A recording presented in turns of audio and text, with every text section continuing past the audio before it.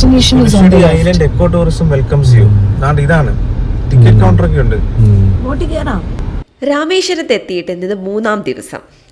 ഞങ്ങൾ ഈ പോയിക്കൊണ്ടിരിക്കുന്നത് Gulf of Mannar Marine National പാർക്കിലേക്കാണ്. വളരെ ജിയോഗ്രഫിക്കലി ഇമ്പോർട്ടൻ്റ് ആയിട്ടുള്ള ഇടത്തേക്കാണ് പോകുന്നത്.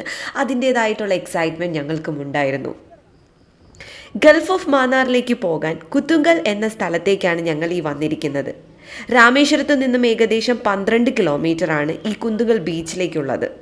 വളരെ ഫേമസ് ആയിട്ടുള്ളൊരു ബീച്ച് തന്നെയാണിത്. നല്ല ക്രിസ്റ്റൽ ക്ലിയർ ആയിട്ടുള്ള ബ്ലൂ സീ ആണ് ഇവിടെ ഉള്ളത്. എല്ലാവർക്കും വന്ന് എൻജോയ് ചെയ്യാനും റിലാക്സ് ചെയ്യാനും പറ്റിയ ഒരിടമാണിത്.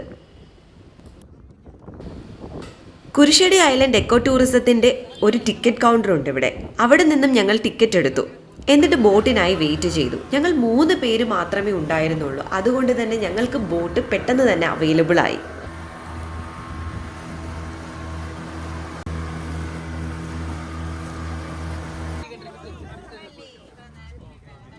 ഇന്ത്യക്കും ശ്രീലങ്കയ്ക്കും ഇടയിലാണ് ഗൾഫ് ഓഫ് മാന്നാർ സ്ഥിതി ചെയ്യുന്നത്. ആൻഡ് ഞങ്ങളിപ്പോൾ യാത്ര ചെയ്യുന്നത് ഇന്ത്യൻ ഓഷ്യനിൽ കൂടെയാണ്. അങ്ങനെ നല്ല നീല നിറത്തിൽ ശാന്തമായി കിടക്കുന്ന ഇന്ത്യൻ മഹാസമുദ്രത്തിലൂടെ ഞങ്ങൾ ഒരു ഐലൻഡിലേക്ക് ചെന്നിറങ്ങി. ഇവിടെ വരുന്നവർക്ക് കാര്യങ്ങളൊക്കെ മനസ്സിലാക്കി തരാനായി ഒരു ഗൈഡും കൂടിയുണ്ട്. ഇനി ഗൾഫ് ഓഫ് മാന്നാറിനെ കുറിച്ച് പറയാം. Gulf of Mannar Marine national park ചെറിയ 21 ഐലൻഡ്സ് ആയിട്ടാണ് കിടക്കുന്നത്. അതിൽ ഒരു ഐലൻഡിലാണ് ഞങ്ങൾ ഇപ്പോൾ വന്നിരിക്കുന്നത്. ഈ ഐലൻഡിൻ്റെ പേര് കുരിശടി ഐലൻഡ്. തീരത്തോടടുത്തായി കോറൽ റീഫ്സ് ഒക്കെ ഉണ്ട്. സർഫിംഗ് പോലെയുള്ള ആക്ടിവിറ്റീസ് ഒക്കെ മുമ്പ് ഉണ്ടായിരുന്നു. ഈ കോറൽ റീഫ്സിനെ പ്രൊട്ടക്റ്റ് ചെയ്യാൻ വേണ്ടി അതെല്ലാം നിർത്തി. കാരണം കോറൽ റീഫ്സ് വർഷത്തിൽ 1 സെൻറ്റിമീറ്റർ മാത്രമേ വളരുകയുള്ളൂ. ഈ കടലിൽ നമുക്ക് ഡോൾഫിൻസിനെയൊക്കെ ചിലപ്പോൾ കാണാൻ പറ്റുമെന്ന് നമ്മുടെ ഗൈഡ് പറഞ്ഞിട്ടുണ്ടായിരുന്നു. ബട്ട് ഞങ്ങൾക്ക് ആ ഭാഗ്യമുണ്ടായില്ല. ഇനി ഞങ്ങൾ ഈ ഐലൻഡിലേക്ക് കയറാൻ പോവുകയാണ്. നല്ല ഒന്നാന്തരം കണ്ടൽക്കാടാണ്. അവിടെയുള്ള ചെടികളെക്കുറിച്ചും കോറൽസിനെ കുറിച്ചും അവിടെയുള്ള പലതരം മൃഗങ്ങളെക്കുറിച്ചുമൊക്കെ ആ ഗൈഡ് ഞങ്ങൾക്ക് പറഞ്ഞു തന്നു. கீரிச்செடி இங்கிலீஷ் வந்து பெம்பிஸ் சொல்லலாம். அதோட பெனிஃபிட் என்னன்னா மண் அரிப்பு தரக்கூடியது. ஸோ சால்ட் இறைச்சி. ஸோ ரெண்டாவது வந்து மரத்தோட விறகு வந்து ஒரு 50% காஞ்சா போதும். நீ எரிச்சுன்னா எரியும். ஸோ 50% காஞ்சா போதும். ஸோ இந்த மேங்க்ரூவ் இருக்கு இல்லையா, சதுப்பு நிலை கடலில் வளரக்கூடியது. ஸோ இந்த செடி இருந்துச்சுன்னா அது பக்கத்தில் மேங்க்ரூவ் வச்சுன்னா மேங்க்ரூவ் வளர்கிற தன்மை இருக்குது.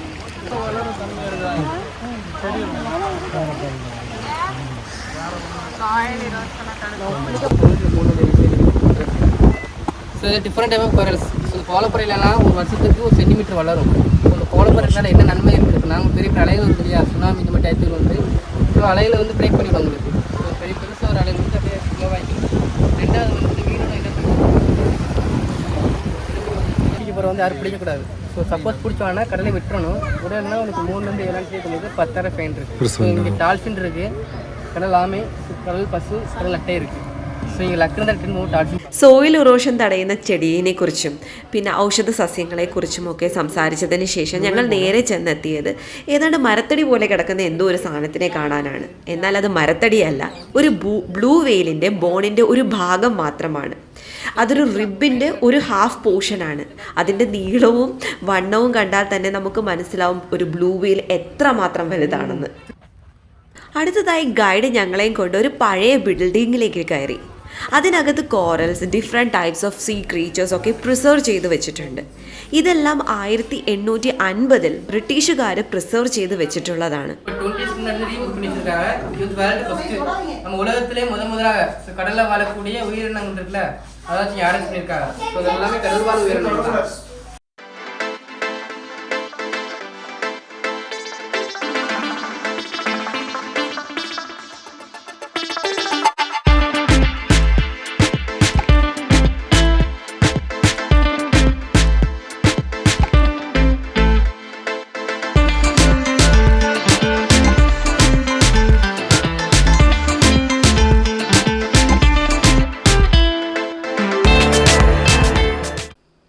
ഇത് കണ്ടോ, ഒരു കോറലാണ്. നല്ല ഭാരമുണ്ട്. എന്നിട്ടും അത് വെള്ളത്തിൽ പൊങ്ങിക്കിടക്കുന്നു.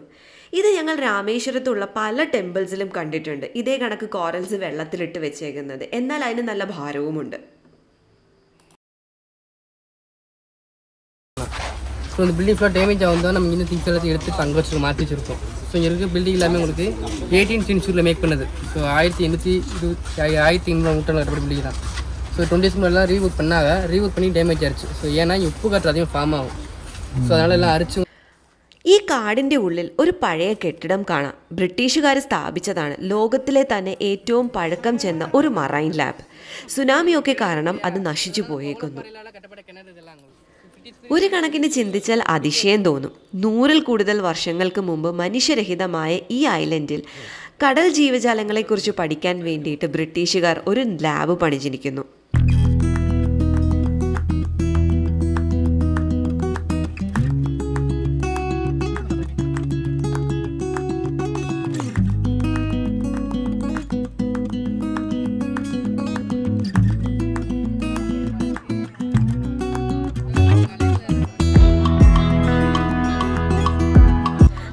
നടന്ന് ഞങ്ങൾ ഐലൻഡിൻ്റെ അടുത്ത സൈഡിലെത്തി. കുറേ പേരൊക്കെ ആ ബീച്ചിൽ കുളിക്കാൻ ഇറങ്ങി. ടോട്ടൽ ഹാഫ് ലെവൽ പോകും. മണ്ണരിപ്പ് തരക്കൂടിയത് സാൾട്ട് എറേഷൻ എല്ലാം ട്രൈ ചെയ്തു. മണ്ണരിപ്പ്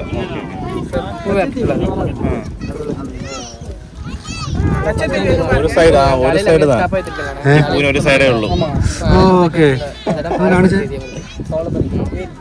போலப்பர் இருக்கு ஏரியா அந்த போலப்பர் இருக்கனால இந்த ஆளுங்க வரோட அங்கே தடுத்து நிப்பாட்டிக்கிறோம்.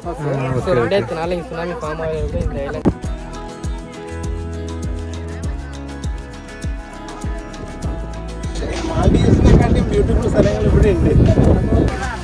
ആ പറഞ്ഞതൊരു സത്യം തന്നെയാണ് കേട്ടോ. വളരെ ഭംഗിയുള്ളൊരു ബീച്ച് തന്നെയായിരുന്നു ഇത്. രാമേശ്വരത്ത് വന്നാൽ ഈ ഒരിടം നിങ്ങൾ ഒരിക്കലും മിസ് ചെയ്യരുത്. ബോട്ടിൽ കയറി കടലിൽ കൂടിയുള്ളൊരു യാത്ര, പിന്നെ ഐലൻഡിൻ്റെ ചരിത്രവും ജിയോഗ്രഫിയും ഒക്കെ മനസ്സിലാക്കാം. വേണമെങ്കിൽ ബീച്ചിലിറങ്ങി ഒന്ന് കുളിക്കുകയും ചെയ്യാം. അങ്ങനെ ഞങ്ങൾ തിരിച്ച് അതേ വഴി തന്നെ നടന്നു വന്നു. അടുത്ത ബോട്ട് പിടിച്ച് തിരിച്ച് വീണ്ടും തീരത്തേക്ക്. കുന്നുകൽ ബീച്ചിൽ ഇനിയും എക്സ്പ്ലോർ ചെയ്യാൻ ഒരുപാടുണ്ട്.